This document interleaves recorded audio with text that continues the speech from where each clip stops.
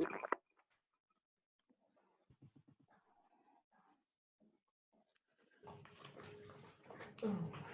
right.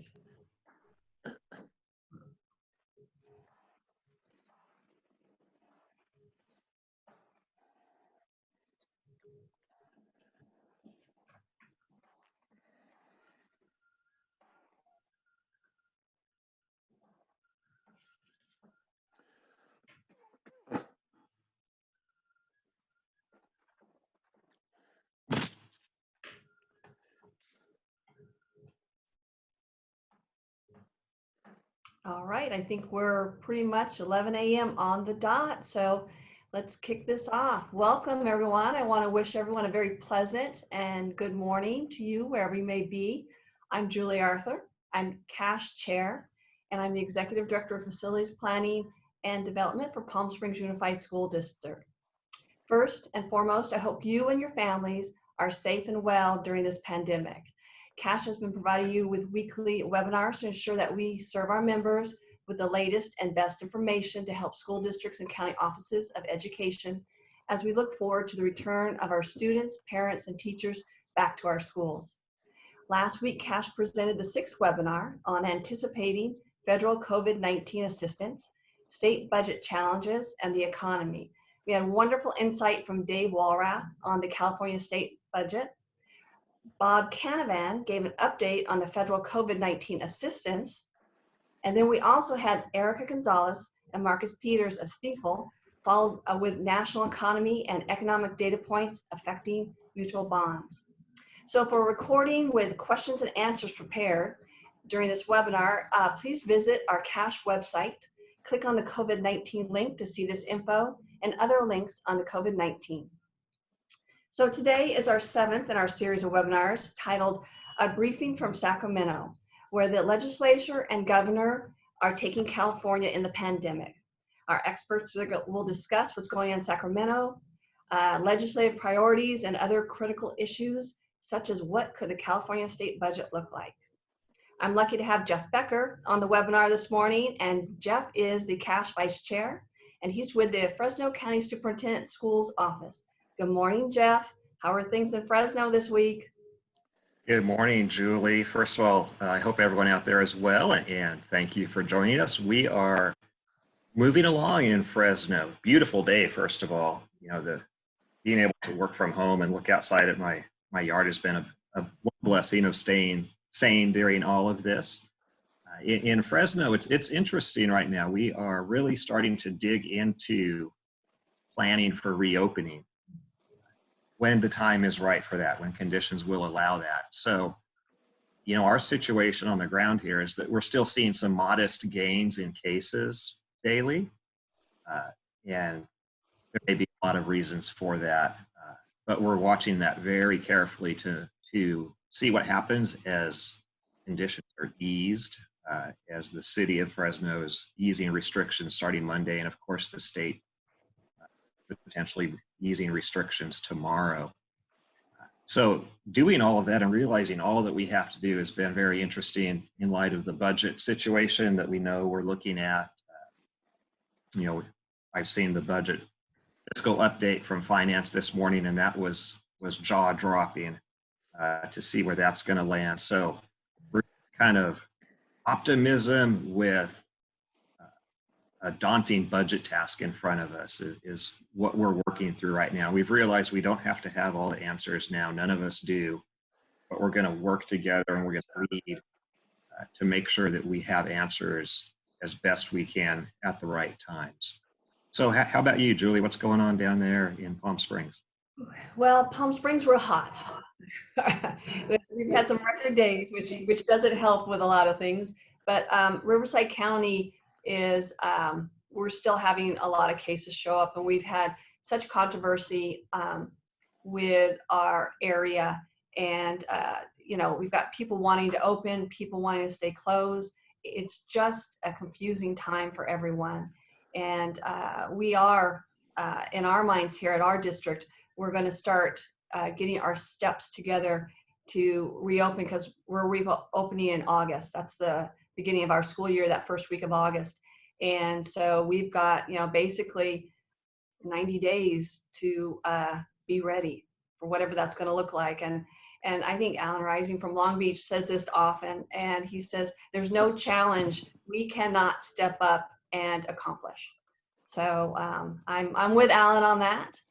And knowing whatever powers that be in Riverside County make the final decisions, all I know is that we're going to be ready. Yeah, that's one thing that I love about the school community is that we face those challenges and we do what it takes to do what's best for our communities and our students. Why don't I lead us through a little bit of housekeeping, and then I'll introduce our speakers and we'll delve into the program this morning. So first of all, we do want to hear questions of you folks attending, and right now we've got about 118 folks attending, so glad to have you with us. Welcome here. We want to hear those questions, so we use the chat feature in Zoom, and make sure that when you are sending a question that you use the drop-down caret in the to field to make sure it's going to all attendees and panelists. That way everybody will see the question that you have. After each section, and even during some of the sections today, we'll have some interaction with Dr. Tom Duffy and Julie and myself and our other panelists. And finally, at the end, if time allows, we will go more in depth into those chat box questions. And as Julie mentioned, because we are recording these, we're able to post to the website and follow up on questions that came up that time did not allow us to answer during the broadcast itself. So allow me to introduce our panelists. All three of our panelists today are from Murdoch, Walrath, and Holmes, our fantastic CASH staff. We're joined by Nancy Chardes Espinosa, Ian Padilla, and Rebecca Curley. And I believe, Nancy, you're going to kick us off with looking at how the legislature is working during this crisis. So Nancy, I'll turn it over to you. Thank you. Absolutely. Thank you so much, Julie and Jeff. I wanted to start off by, let's see, Sam, if I could have the next slide, please. And one more. There we go.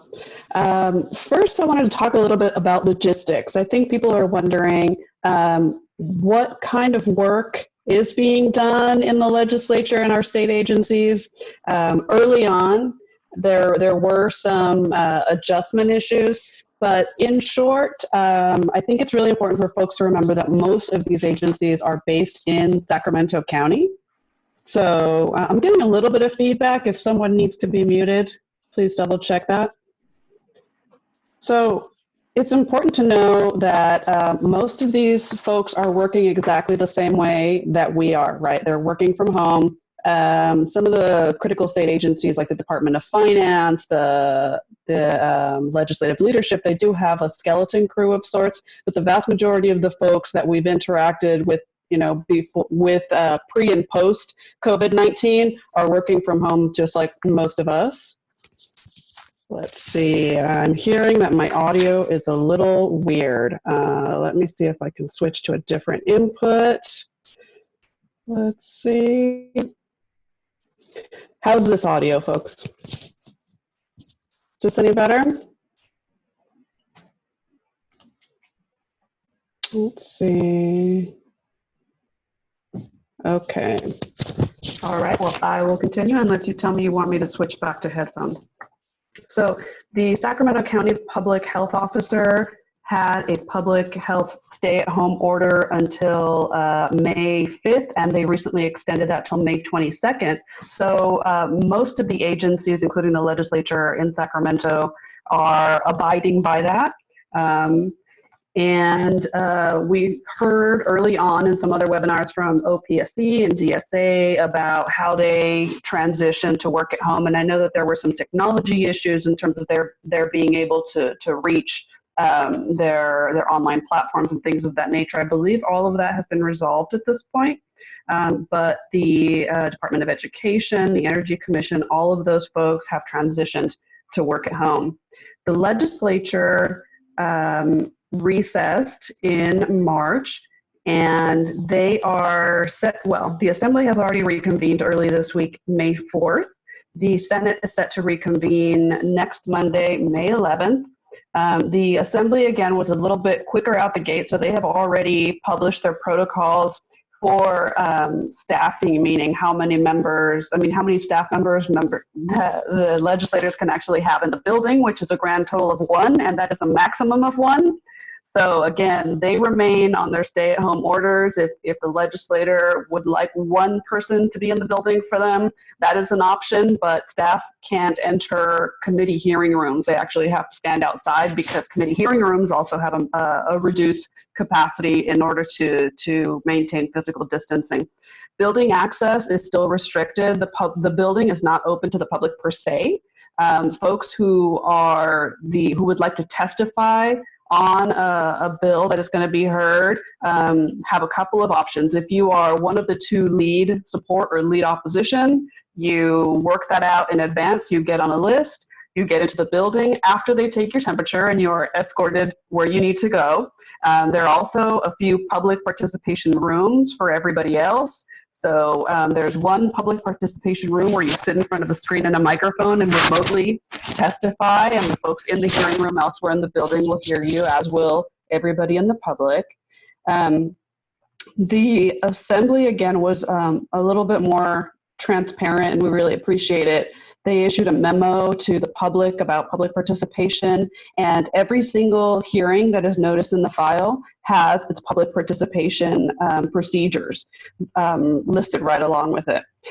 So the schedule of policy committee hearings that the Assembly has released has every single policy committee meeting only once during a 3-week period, so that's May 4th to May 22nd for them, at which time they will begin to have budget committee hearings, so budget subcommittees and the full budget committee.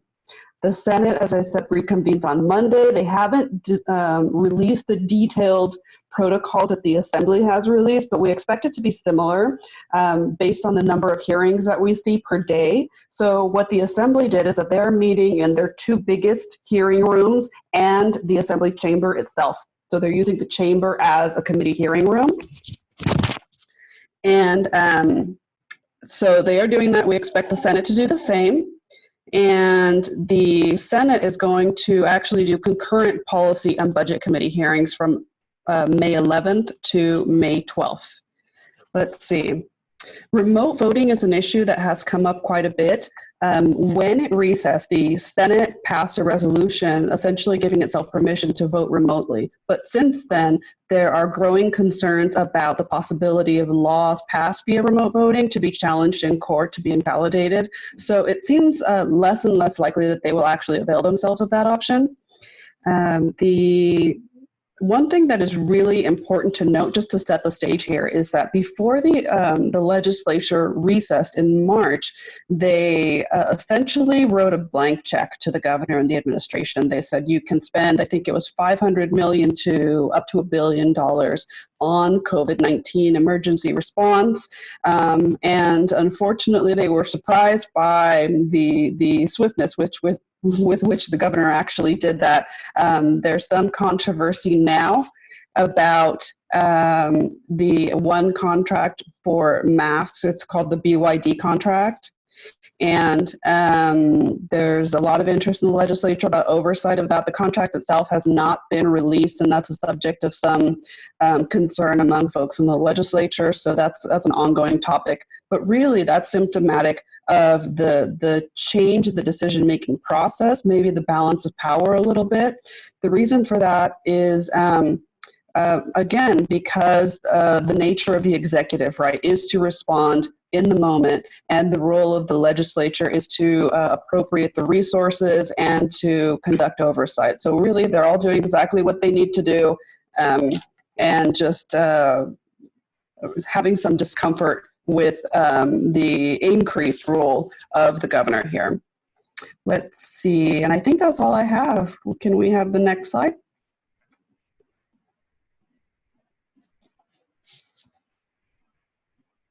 Take it away, Ian.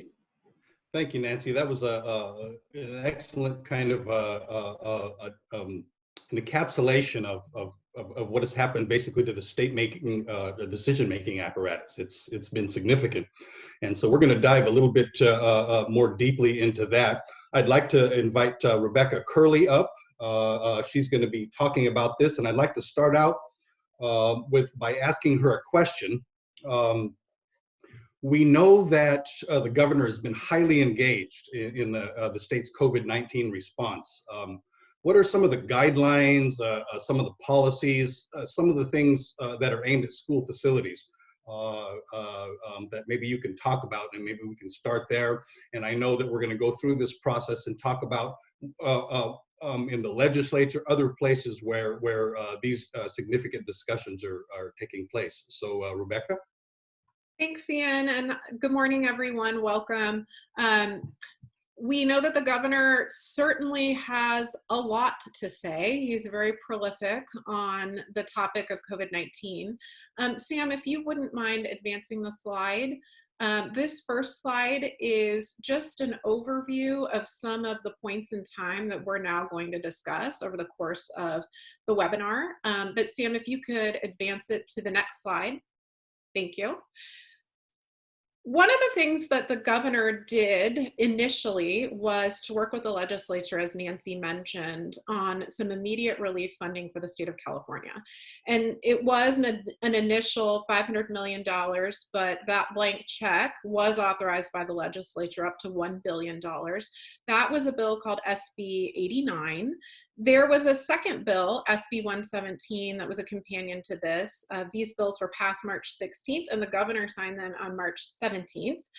SB 117 provided $100 million to schools specifically, and it was to purchase PPE, supplies, and to pay for labor in order to clean school facilities at all of your sites.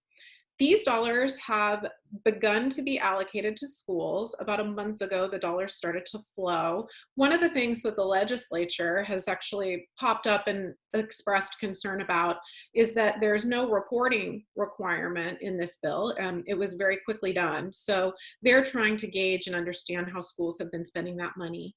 But they also set forth, in conjunction with the governor, some expectations for schools during this time period. The first thing is that schools will continue to perform distance learning and independent study. The second is that they'll continue to provide school meals in a non-congregate setting. And the third is that they'll continue to pay employees. Now, the governor has entered into a routine of providing daily updates at noon via live stream. And you all can tune into these. They are on the governor's Twitter page. So if you just Google Governor Newsom Twitter, you'll find his feed. Every day at noon, like clockwork, he spends about 45 minutes updating us on the current state of response in California. There have been a couple of really significant policy announcements that were made through this platform. We know that the legislature has expressed some surprise at some of these announcements. They learn about them at the same time that the news hits the press. So it's tightly guarded information that the governor is essentially sharing with everyone all at once, which is creating a little bit of tension between the governor and the legislature, and also with stakeholders who are sometimes not included in the initial conversations. I wanted to touch on a couple of these press conferences and news that has come out that will relate to school facilities. I think the giant caveat in all of this is that a lot of the announcements that are made in the press conferences I would consider to be aspirational. Some of them are certainly related to the specifics of the state's response, but some of them are also ideas for moving forward or thoughts about how this might continue and then ultimately be resolved. The first press conference that I wanted to mention was on April 14th, and this is one that I think of as the redrawing the floor plans press conference. The governor in this presser laid out a framework for beginning to modify the state's stay-at-home order. And he talked about the impacts that he's seen from a very human perspective to the economy, to poverty, to our healthcare system. He outlined 6 items that would need to be accomplished, the framework, before the stay-at-home order would be modified. And one of those is specific to schools. This one was the redrawing the floor plans item, and it is specific to safe physical distancing at schools and businesses. He talked about in this press conference possibly staggering the times that kids come to school or staggering their participation in activities like PE, recess, to try and limit the number of kids that are in one space at any given time. He also talked about 5 other indicators in the framework, and these were things like capacity to expand our testing, the ability to prevent infection in those who are at higher risk, the more vulnerable populations like seniors and the homeless. Talked about the capacity of our hospital and health systems to handle surges, the ability to develop therapeutics, and the ability to determine when, if necessary, we move back to a more restrictive sort of stay-at-home situation if there is another surge. About a week and a half later, he had another press conference on April 28th that came as quite a surprise to a lot of us in the school community. This was a press conference where the governor indicated that we are weeks, not months, away from meaningful progress on achieving the school and business indicator that's part of the framework that I just described. He said that there has been a stabilization of infections and hospitalizations, and his public health officer, the state's chief public health officer, reinforced this with a graph that basically showed flat hospitalizations and ICU since the last few weeks. So the governor described that we're currently in phase 1, which is really the planning phase of operating in the stay-at-home world, where we're wearing personal protective equipment and work is being done in a very different way. Phase 2, as he outlined in this press conference, is when businesses and schools can reopen in a deliberate and modified way. So he talked about curbside retail, which we've just seen that start to roll out this week, expanding manufacturing, offices where telework is not possible or available, bringing their workers back into the office, and reopening some public spaces like trails and parks. The other 2 phases after phase 2 are 3 and 4, and phase 3 is related to reopening sort of personal care businesses like hair. You'll see all of us are starting to grow our hair, and gyms, sporting events without live audiences, churches, weddings, those types of movie theaters, those types of things. And then the last, phase 4, would be reopening our most highest risk activities, those like conventions, large public venues, concerts, things that have crowds. But schools are in that phase 2 in the very beginning. And part of that is a recognition of both the learning loss that students have been experiencing and also the connection that schools provide to freeing up their parents to re-enter the workforce as it's safe to do. Now, the big announcement that came out of this April 28th press conference, though, was related to a possible early school reopening date. The governor is a father to 4 children. I can only imagine that managing the state during this very complicated time and distance learning your 4 children, I've got 2, they're 7, it's lots of fun, is helping him understand the importance of school to the parents and communities in California. And at this press conference, he announced that he thought school could reopen as soon as July. So this sent off big alarms in the school community, where most folks are really just trying to work on getting their distance learning dialed in and figuring out how to serve the immediate needs of students today who are engaged in their learning today. Since then, I think there's been a bit of a walking back of this. We know that when schools reopen, it is your local choice. And the governor did talk about the importance of localism and how different regions are going to take a different approach to reopening things like schools, though certainly the state guidance and the stay-at-home order will dictate what you can and cannot do. But he has recognized the importance of local and community choice in adapting to this new world. For example, a number of schools have started to release their fall dates. We just heard that the Los Angeles Unified School District is opening on August 18th as originally planned, and others I've heard are also looking at August dates as well. So the last thing that I wanted to mention that the governor is doing is thinking about really tapping experts in the business world to help him figure out a way to reopen the economy. He created a task force on business and jobs recovery, and it's chaired by two folks, his chief of staff, Ann O'Leary, and Tom Steyer, who has been very active in the news in the last few months. The task of this group is to develop recommendations for a plan that works for all Californians with a focus on regions and communities that have been hardest hit by the pandemic. They are breaking into smaller sectors based on industry and will be developing guidance to help those industries reopen under the parameters that are established by as we modify the stay-at-home order.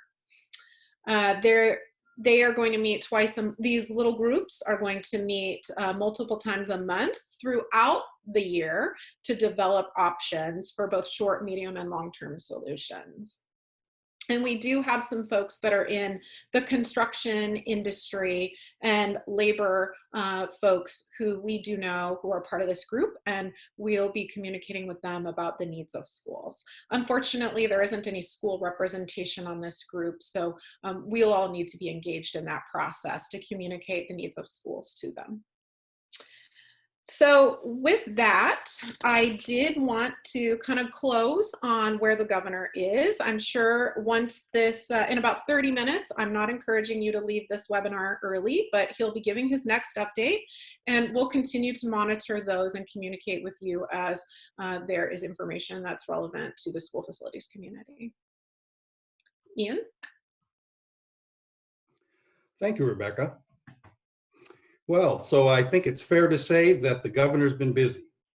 Very much so. It's a wonder he's able to find time to sleep or get haircuts. So Nancy, I would like to invite you up to talk about what has happened with the legislature. And when, you know, there's usually about 2,000 or 3,000 bills introduced every year, a whole process that we're very engaged in. How has COVID-19 affected this process? Sure thing. Thank you, Ian. The most important way that COVID-19 has affected the work of the legislature, let's see, I think our slides may be out of, well, you know what, leave it there. Is that, actually, Sam, if you can find the legislature slide, or legislation, that's the one, thank you. So what's really happened is that the focus of their work has narrowed quite a bit, as it should, right? They are focusing on what are the bills that we actually need during this pandemic, the stay-at-home phase, and what do we need to put in place now in order to get back out into the world, to reopen the economy, the term that's being used so much. So most of the legislation that is moving forward is in those categories. There's very little outside of those categories that has advanced. There is, for example, Assemblymember Weber has an LCAP accountability piece, which is very important to the legislature, which effectively says that the supplemental and concentration funds that are not used in 1 year, so status quo, if they're not used in 1 year, they roll over the following year into the general fund. That is a loophole that the legislature does not appreciate, and the Assembly Education Committee yesterday unanimously moved forward a bill that says that that the supplemental and concentration funds will continue to roll over, but not into the general fund. They will remain, those restrictions will remain. So things of that nature. Some other things that, you know, housing continues to be a priority. We continue to see housing packages, and particularly because the housing starts are decreasing even further because of this economic situation. One thing that we have seen, again, the Assembly was a little bit quicker out of the gate in terms of direction to its members about what kind of legislation is going to move forward. The way this worked in practice is that originally they were being told, they were being given hard caps on this is the number of bills per member or per house that we want to move forward. And as the weeks went by and we remained in these stay-at-home orders, the cap continued to drop until it got to only what is absolutely necessary to move forward. And you know, for most of the committees in the Assembly, we really saw that restraint, that they really exercise that restraint, and that's much appreciated. In the Senate, we have not seen which bills are actually going to be heard, so we don't really know that yet. And we don't know if the chairs of the committees were empowered in the same way, or if those decisions will be a little bit more centralized by the leadership in the Senate. That remains to be seen. Let's see. So legislation that will move forward, I mentioned housing, homelessness, technical things like sunsets that are important but not controversial. Unemployment is clearly more important than ever right now. Disaster response, those are the types of bills that we're seeing that are moving forward. And that is all I have for this slide. So let's see, I think we're going to other issues of critical importance. So let's see. Rebecca, did you want to talk about how school construction is continuing? I have it in my notes. Actually, I think we're next going to Rebecca to discuss the budget. Is that correct, Rebecca? Got it. Yeah, Take it okay, away. no problem. Yeah, so basically we can see that the legislature, there's not going to happen a lot in the legislature, essentially things related to COVID-19 response. Again, there will probably be some exceptions. One example of a bill quickly that was held but is still significant was AB 2162 by O'Donnell that had to do with the indoor air quality issue. Of course, it's a very important issue, but it was basically put on ice this year. Cash will continue to work on that issue because we think it's important for both sanitation and air quality in the COVID-19 era. So with that, Rebecca, it appears that the budget is really where the significant decisions are going to be made. Can you give us a sense of some of the things that they're discussing that relate to schools and particularly school facilities? Yes, thank you, Ian. We actually have late breaking news this morning that some of you may have seen regarding the budget. So this is certainly a place where there's a lot of action. It is a place where Senate President Pro Tem Tony Atkins has said that the focus of the session will be shifting for the legislature, and she hopes that the budget can help those who have been devastated and hurt by the COVID-19 crisis. I think that the budget is such an interesting process this year, partly because the members of the legislature themselves have their own school-aged children. So we're hearing about half the assembly members have school-aged children. And so they have personally been experiencing what many of us have been experiencing, which is trying to juggle distance learning for their own children and continuing to perform their job as a legislator.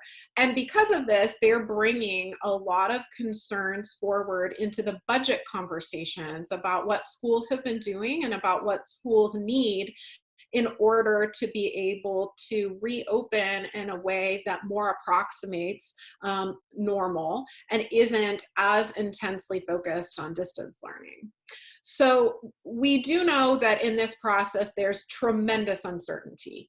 When the personal income tax deadline was extended to July 15th, it essentially pushed back the ability of the legislature and the governor to have a really good picture of what our revenues will be in time to pass the budget by June 15th. And June 15th is a constitutional deadline. There's no getting out of it. And if they don't meet that deadline, the legislators don't get paid. So they have a pretty significant motivating factor there. We heard this morning that the governor released a memo, or the Department of Finance released a memo to communicate their forecast for the May revision. So the May revision budget comes out mid-May. We're expecting it by May 14th, so that's next Thursday. And usually what the May revision does is it takes the January budget proposal that the governor made and amends that proposal to reflect a better picture of tax revenues. Well, this year, we don't have that accurate picture of tax revenues, but the governor has said he is moving forward, continuing to do the May revision. It is something that is required of him, and so he will be doing that. Today, a little bit out of the normal, and nothing now and this year is normal, he released a memo in anticipation of that May revision. The memo states that we are expecting a pretty significant budget deficit in both the current budget year, the current fiscal year, and the next fiscal year, which is 2021. And that dollar amount figure that he placed on the budget is $53.4 billion. That number is very difficult to even wrap your head around. But part of the reason that we believe that this memo was released was to help with the story at the federal level. We've received a significant amount of money from the federal government. We don't exactly know how much we will receive by the time that all of this is said and done, but the Legislative Analyst's Office has expected that it might be about $20 billion and possibly more if there are additional stimulus or relief packages that are approved by Congress. And that number will also reflect actual expenses, which we don't yet know what they are. So this is part of the plea of California to say, look, we need more help. Our budget picture is bad, and we need the federal government, who does not have a balanced budget requirement like California does, to continue to step in and to help Californians. So in contrast to the January budget proposal, that one projected a $5.6 billion surplus and a total of $222 billion in spending. The unemployment rate was also anticipated in this memo that was released today, and the governor is expecting that it'll go above the peak from the Great Recession. 4.2 million claims have already been filed since mid-March, and the estimate is that those claims will reach 18%, that 18% of our state population will file unemployment claims in 2020. That number was 3.9% earlier this year, and during the Great Recession, it was only 12%. Another data point in there that in the memo that resonates with us is the permits for new construction housing are estimated to drop by 21% or more. Revenues, this is a projection, an estimate. We don't know until we see the numbers in July, but they're looking at a drop in personal income tax of 25.5%. What this all means is that the governor is suggesting that there will be lower funding for schools. The memo indicates about $18.3 billion general fund less for K-12 and community colleges. But it does end with a bit of a message of hope, which is the deficit, as the anticipated deficit as a percentage of our general fund spending, is a bit smaller than the deficits that we faced in prior really tough fiscal years in 2003 and 2009. And this is a result of prudent fiscal management on the part of the state since about 2011. So when we entered this period of COVID-19 response, we did find ourselves in a position where we had about $17.5 billion in reserves at the state level, and then schools at the local level have about $12.8 billion in local unrestricted reserves. Now, those amounts are not enough to cover service levels for an extended period of time, which is why the push has been at the federal level to try and get more money into California. We, for schools, have received about $1.6 billion already from the CARES Act, and that's proportional to our share of federal Title I funding. About 90% of that is being distributed to schools for COVID-19 response. So things like distance learning, staff training and resources, and addressing the unique needs of our students. And then up to 10% of that money can be used for statewide COVID-19 response. The timeline for this budget development process is also going to be different this year. So we're still going through the motions of the May revision, which isn't going to tell us a whole lot about our real budget picture, but it will anticipate it. And the legislature will pass the budget by June 15th in order to get paid. But we should think of that as a placeholder budget in a lot of ways, because the legislature and the governor are planning to come back in August and pass an updated budget that reflects those tax revenues. They have been instructed to consider this as a workload budget. So Department of Finance back in March issued a memo to state agencies and departments saying the budget picture is bleak and we need to go to a workload or baseline budget approach. And what this means is not creating new programs or expanding funding for existing programs, but instead, what would the budget look like if we maintain our service levels for that we saw in 1920, with a modest adjustment for COLA if it is required due to statutory obligations. We are certainly thinking about what this will all mean for schools. It is very early in this process to know, and unfortunately, every time that education groups or even the folks in the legislature ask Department of Finance to help anticipate what cuts might look like, we're being told you just need to hold on, wait and see. There will be more information at the May revision. So Cash will send out an update next week as soon as we see the details in the May revision. We have seen a little bit of additional information come out from those who are doing their own projections and estimates of what a cuts scenario might look like for schools. The legislature has talked a lot about looking at tools like deferrals instead of direct cuts, but we don't know, especially with the news that came out today from the governor, what the tools may look like and if we'll be able to avoid cuts ultimately. FCMAT was looking at a number between 2 and 10% cut to COLA as a worst case scenario. And I know that there are also conversations about bringing back some flexibility to areas in the budget where there's a more prescribed approach to using the dollars, but giving schools a little bit of additional flexibility at this time in order to kind of manage the dollars that they do have in order to meet their immediate needs. And this is something that we have seen before. The hearings have started, and they met a few times, the legislature met a few times during the recess to fulfill their duty to provide oversight of the administration. The Assembly held a hearing on April 28th that was pretty illuminating. There was a lot of conversation about concerns over learning loss, which I mentioned, as well as the digital divide, and discussion about whether or not schools are doing enough, which I think a lot of us found a little bit surprising because schools are being asked essentially to do more than usual with no additional funding.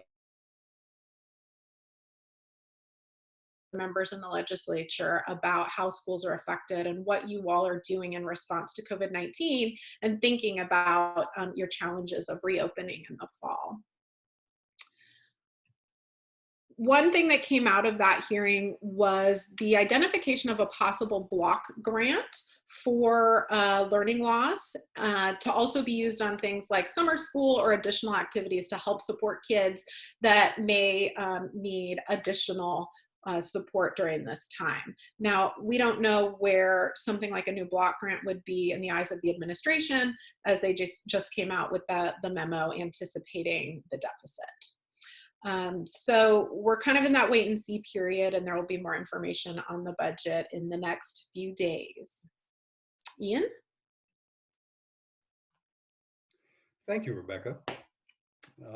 Yeah, so I wanted to talk quickly about a budget item, and then we're going to move on to some of the issues and places where cash is engaged and all these things that Nancy and Rebecca have talked about.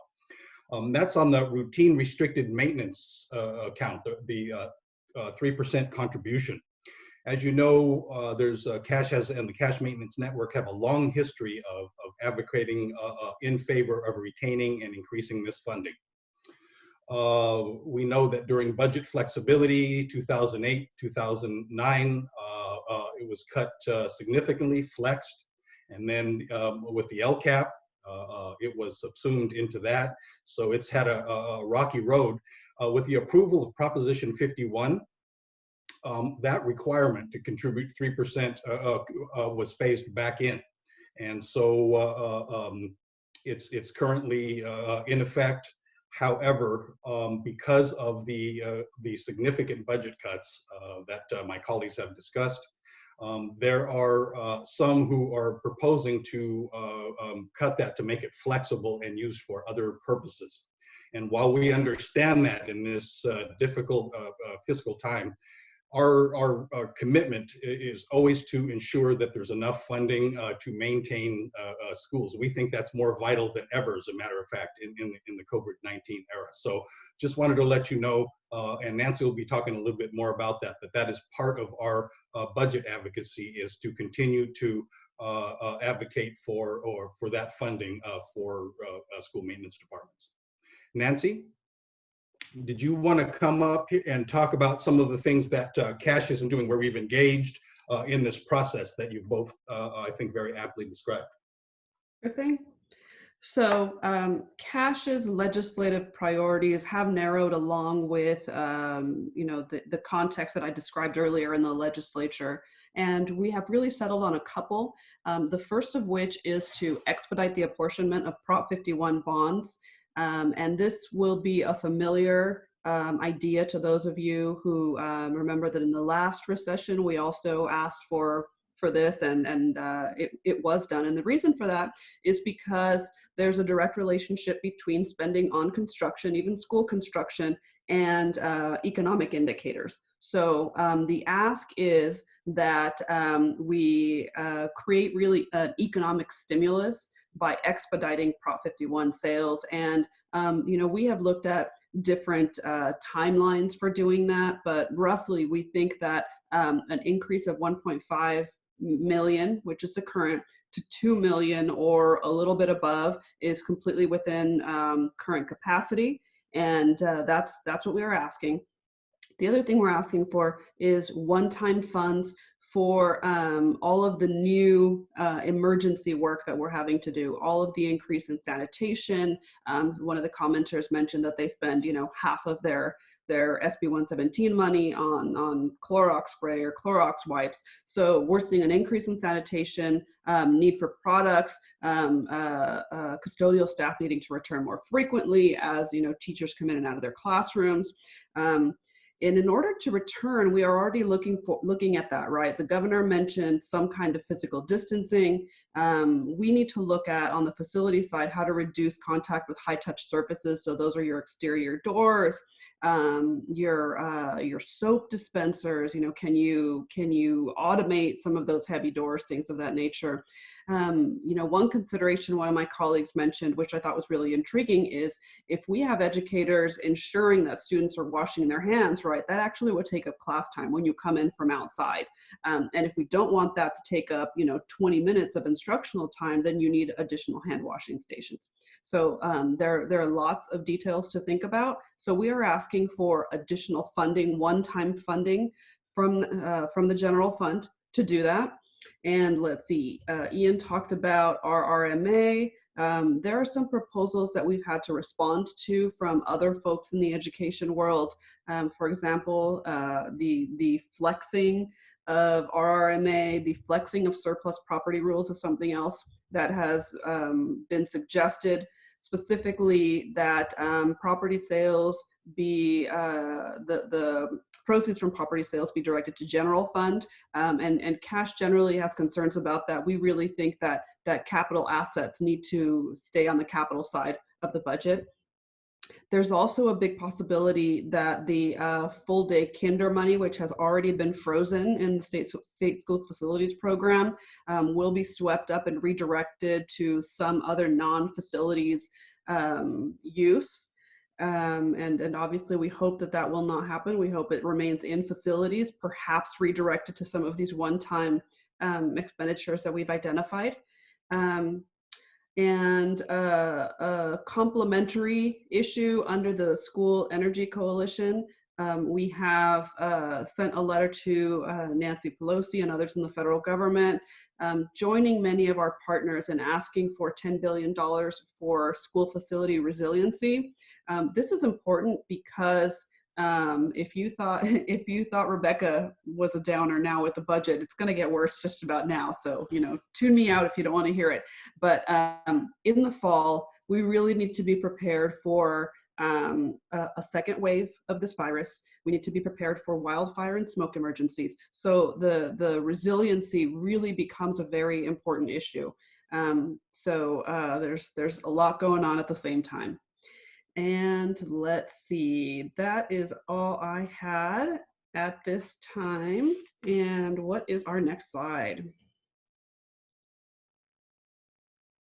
Are we there? Other issues of critical importance. Okay, so let's see, Rebecca or Ian, who wants to start on this one before I go to my stuff? Did you want to talk about sanitation or ventilation? Yeah, I was going to say, I'm sorry. Yeah, I can talk about that. So obviously, sanitation and ventilation, those are becoming critical pieces also of the preparing for reopening, whatever the next steps may be. That those are still open questions. Clearly, one of the particular things Cash is doing is we are pulling together a group of practitioners to develop sanitation, cleaning, disinfecting guidelines. We're also going to be talking about issues of ventilation. We think those are relevant as well. We are meeting very quickly. We have all kind of folks involved. We have representatives from the healthcare community, county offices of education, school districts, and a lot of others. We're trying to keep it lean and mean, but we're trying to develop something quickly for school facility and maintenance departments to use as a tool, as a reference. We know it's critically needed. Also, as you know, a lot of the folks on this webinar know we've been doing one a week, and a lot of those issues I've just talked about right there, we've covered and will continue to cover. But we want to develop one single guideline, also something we can that's living, that we can update, that folks can use going forward. Not certainly for the immediate moment, but for going forward to ensure health and safety. So that's what I have on that piece. Did you have anything, Rebecca or Nancy? I think the only thing to add is that Nancy mentioned that OPSC, DSA, and CDE are still up and running, and OPSC has been very flexible in accommodating the challenges of submitting applications or backup documentation right now. And so that's something that we've all really appreciated. For example, the deadline to participate in the fall bond sale has been extended until August, and typically that deadline is in June. So it's great to see them responding so flexibly and understanding the challenges that schools are facing. The other thing that I wanted to mention is that the governor was a great champion for Proposition 13, and he has mentioned in his press conferences the importance of ventilation and air quality in making sure that students and teachers are safe at school. And he did lament at one of the press conferences that Proposition 13 was not approved by voters because it could have been a source of funding to help during this time. So we're certainly looking to continue that conversation with the governor as we look for additional resources for schools as we move forward in this very challenging environment.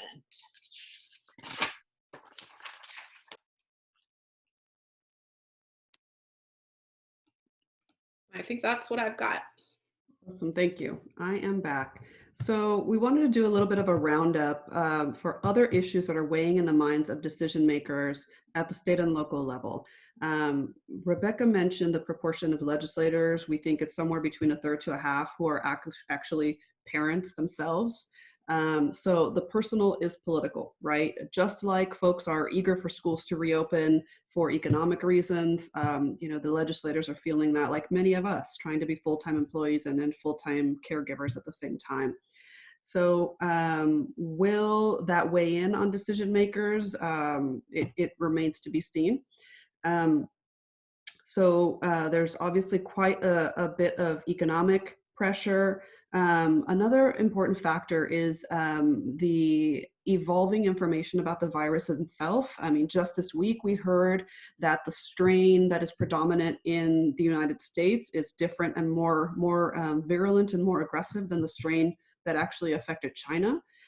We have heard that there are different characteristics to these strains. So even on the medical side, it's hard to know which, are the ventilators as important, things of that nature, varying degrees of infectiousness. So for those of us who are trying to abide by guidelines about, well, how many feet of physical distance, how many people in a room, things of that nature, the information that we're using continues to evolve, right? Now that we're learning about these new strains and how they vary. Another problem is the overlapping jurisdictions, and those of you on the private side absolutely are living this every single day. You're trying to, navigate, do the executive orders govern this project, or does the LEA's determination that this is an essential project rule the day? Yes, by the way.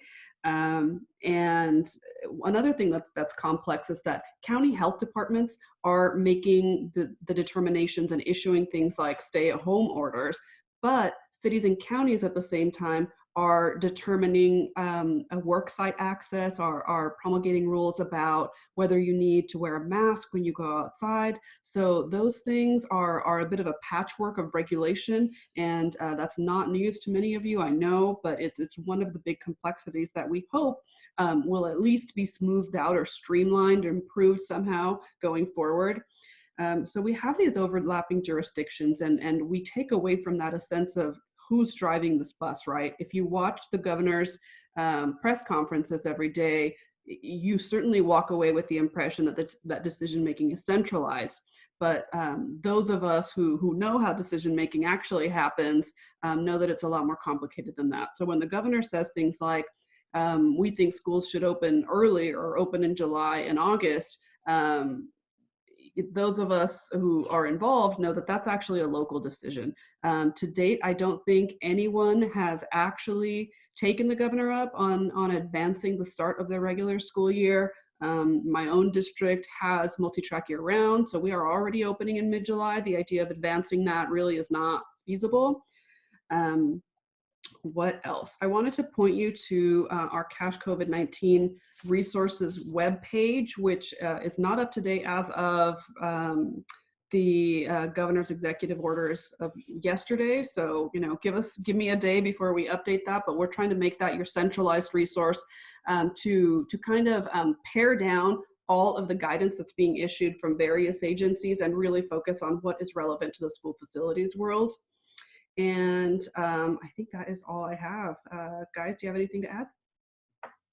We've got a question that's come through in the chat that maybe we can pivot to.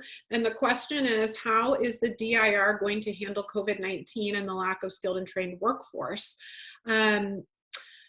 So I would invite Tom Duffy or others who have this open communication channel with DIR to add. But what I would add to this is that we have not heard anything from the state level about possibly loosening those requirements for skilled and trained workforce. We all know that the pipeline is minimal and that it's not easy to get folks skilled and ready for that. But with the dependence on the construction industry to help bring us out of recession, there's going to be a lot of focus on what is happening in that industry. And this is something that we can look at in more detail from a public policy standpoint and see if there's something that Cash or others can possibly bring forward as far as recommendations here. But I haven't heard anything to date, and I invite our other panelists and even Jeff, Julie, if you've heard anything on your projects as well that are continuing to move forward, and if you've shared the same challenges. Rebecca, let me wade in. This is Tom Duffy. This question has come up before, so two things that I could comment related to the question. One is that Alan Rising and I are exploring this question, and with DIR, recognizing that we're talking about state law, not a regulatory activity on the part of an agency, but the issue has been heard not just today but before, and it's come up through members of the Cash board. Secondly, in our recent webinar where we talked about construction costs and the activity of construction, whether it was increasing, decreasing, what was happening in the field, what we learned from Matt Gates from Erickson Hall was that construction activity has not diminished. It's continuing and has basically increased. There's been a stabilization of costs, but that there has been a recognition of new people coming into the construction industry, apparently from other industries where they have lost jobs. One was mentioned was the petroleum industry. So the first part of my response was we are exploring this. The second is it may be that we find more or higher levels of skilled and trained in people that are coming in from other industries, and we just do not know that as yet. But this is clearly something of concern to schools to be able to move forward with projects, especially because of as I mentioned a moment ago, cost stabilization, and where we have a recognition on the part of the governor and others at the state level that construction is something that's very positive for schools, but very positive also for the economy. Thank you, Tom. There was another question that I can answer, which is about the sale of Prop 51 bonds. The question is, I understand the state has sold Prop 51 bonds to fund some unfunded projects. Do you see that happening? As of a few days ago, yes, all systems were still a go on that. We're anticipating projects to be apportioned at the May State Allocation Board meeting. It's over $700 million in projects, and they found the cash to fund these projects through both a March and an April bond sale. So the commitment was to move forward all of the projects that were eligible and participated in the priority funding process for the spring bond sale forward at the May meeting. I think that if we're looking at the new news on the economic challenges, the state certainly understood that there was going to be a deficit and a recession when they went out to market with the bond sale in April. So I have not heard anything that would say that this has been derailed, and I would expect to see those apportionments made at the May State Allocation Board meeting. Nancy, I don't know if you had anything to add to that, but that's kind of where we are. Nope, that covers it. Ian, did you have anything else? No. Nope. Ian, if I could just interject here for a moment and go back to your discussion and Nancy's of RRMA. Sure. And that 3% question. When we have encountered economic losses in the past where the state of California and school districts, as a result of the state of California having fewer dollars, districts having fewer dollars because of its dependence on state funding, we've constantly seen maintenance as one of those areas where state policymakers and at the local level from time to time school board members and others that have said, here is an area where we can reduce our expenditures and therefore have savings to have dollars spent somewhere else in the budget. And our position has always been, as I think you were commenting, our position has always been that if you do not maintain buildings, then you basically end up paying more for those maintenance issues later because of the deferral of them, hence the term deferred maintenance. And you also may begin to erode the quality of the air in the classroom, and that has been identified by the California Air Resources Board in the early 2000s and again more recently.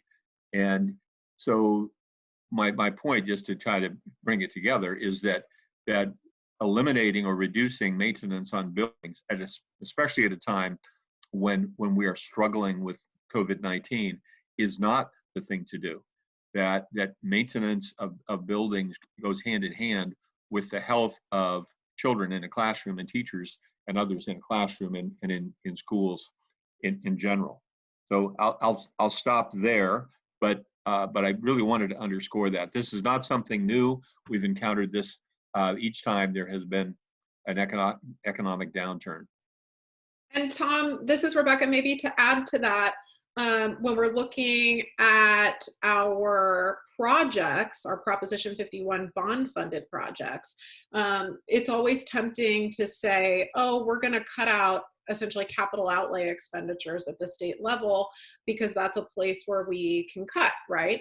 But the thing that's wonderful about the way that we fund our projects is that they're not funded out of the general fund. They're funded out of bond proceeds, right? And so there is a small impact to the general fund when we pay the debt service on those bonds, but the economic benefit that we see from getting people to work and paying for supplies and all of that far exceeds the cost to the state general fund. It brings in more revenue to the state, so it's a net positive. And as Nancy mentioned, that's one of the messages that we're going to be bringing to the legislature and the governor and those doing work in Sacramento to encourage the continuation of these really important projects. The stimulus effect of infrastructure has already been recognized by Assemblymember Ting, who's the chair of the Assembly Budget Committee, and by others. So we're going to hope to ride that knowledge. And Rebecca, your point is a solid point. During the Great Recession, commencing in 2009, we, the cash organization, worked with the Department of Finance and state agencies to advance the sale of school bonds, because there were bonds available at that time that had been unsold, to basically undergird the economy with school construction in California in 2009, 10, and thereafter, until those funds basically were completely exhausted in 2012. And they were the backbone of construction in California, because other construction other than in the Bay Area was basically non-existent. So it is an economic stimulus package. And if you recall, also, everyone listening, the federal government did that under the Obama administration with the Build America bonds. And that was recognized at the federal level of supporting the economy by offering those bonds to California and the other states to move forward and continue to build and to basically rebuild and modernize schools. Thank you. Thanks, Tom. Thank you, Tom.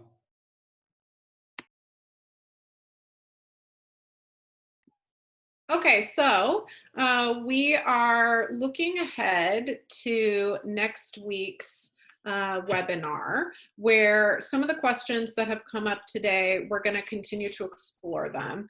Sam, do we have one additional slide here? Okay, so Sam, do we have a webinar slide for next week? Wonderful. So the webinar next week is going to be a special webinar from 10 to 12:15. So you're going to get 2 hours of discussion from folks in CASH and school facility experts, anticipating the challenges and the planning that will take place in order to reopen schools in fall. So this is where we're getting the bulk of our questions from our members these days is, what is this going to look like? What are we doing to prepare for social distancing? What are the best practices for sanitizing and deep cleaning? And what are some of the issues that you are all facing as you put these plans together? So we invite you to join us for this webinar. I did want to see, Ian, if you could maybe preview some of the questions that we'll be asking and some of the conversation that will take place at next week's webinar. Thank you, Rebecca. Yes, I think it'll be a good transition to next week's webinar, as well as other things we're following up on. Sam, could you go back one slide or two? I think we have those questions. One more, I think. Yes. All right. Well, I'd like to kind of end with these, but it's really kind of more of a beginning. We've been putting on these webinars, thinking a lot about these things. They're obviously very significant. So here's some of the questions in no particular order that you might want to think about. What's your plan to reopen your school? What are you doing to assist your district's distance learning efforts? How will you fund your activities related to COVID-19 with cuts very likely on the horizon, definitely on the horizon? With regard to sanitation, cleaning, disinfecting, what is your standard? Are you prepared to clean and disinfect if there are staggered schedules? What about non-classroom areas that are included, school buses, eating areas, outside common spaces? One more slide, Sam. How will you practically implement social distancing? Next week's webinar. Kinetic young students, space requirements, mask policy, washing hand reminders, all those types of things. Does your staff have enough PPE? Do you have an adequate amount of non-touch hand washing stations to supplement existing restroom facilities? And finally, and we've heard a lot about this, we'll hear more, have you adequately inspected your HVAC system to ensure it is running at peak efficiency, to ensure adequate ventilation flow and healthy indoor air quality? And with that, I think we'd like to thank you. Wow. Jeff, Rebecca, Ian, Nancy, and the mysterious Tom Duffy, whose voice just keeps popping in. Thank you so much. All great information. Oh, real quick before I forget, happy Mother's Day to everyone out there. All of you with kids and those who want to thank their mothers. I will be seeing my mother, Juanita, probably on either a Zoom meeting or FaceTime this Sunday, just to make sure she knows that besides the phone calls that we're all thinking of her and caring.